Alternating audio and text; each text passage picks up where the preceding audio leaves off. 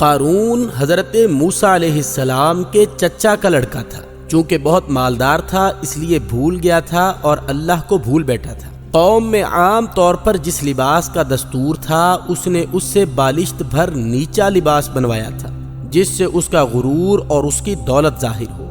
اس کے پاس اس قدر مال تھا کہ اس کے خزانے کی کنجیاں اٹھانے پر قوی مردوں کی ایک جماعت مقرر تھی۔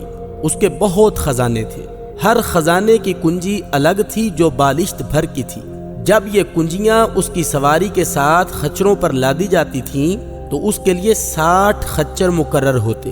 قوم کے بزرگ اور نیک لوگوں اور عالموں نے جب اس کے سرکشی اور تکبر کو حد سے بڑھتے ہوئے دیکھا تو اسے نصیحت کی کہ اتنا اکڑ نہیں، اس قدر غرور نہ کر، اللہ کا ناشکرا نہ ہو، ورنہ اللہ کی محبت سے دور ہو جائے گا۔ قوم کے واعظوں نے کہا کہ یہ جو اللہ کی نعمتیں تیرے پاس ہیں انہیں اللہ کی رضامندی کے کاموں میں خرچ کر تاکہ آخرت میں بھی تیرا حصہ ہو جائے۔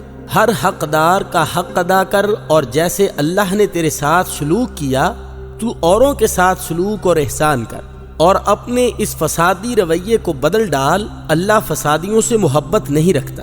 اپنی عقل و دانش پہ مغرور قارون قوم کے علماء کی نصیحتوں کو سن کر قارون نے کہا، آپ اپنی نصیحتوں کو اپنے پاس رکھیں، میں خوب جانتا ہوں کہ اللہ تعالیٰ نے مجھے جو دے رکھا ہے اسی کا میں مستحق تھا، اور میں ایک عقل مند زیرک دانا شخص ہوں، میں اسی قابل ہوں، اور اسے بھی اللہ جانتا ہے، اس لیے اس نے مجھے یہ دولت دی ہے۔ ایک دن قارون ایک نہایت قیمتی پوشاک پہن کر زرق برق عمدہ سواری پر سوار ہو کر اپنے غلاموں کو آگے پیچھے بیش بہا پوشاکیں پہنائے ہوئے لے کر بڑے ٹھاٹھ سے اتراتا ہوا اکڑتا ہوا نکلا۔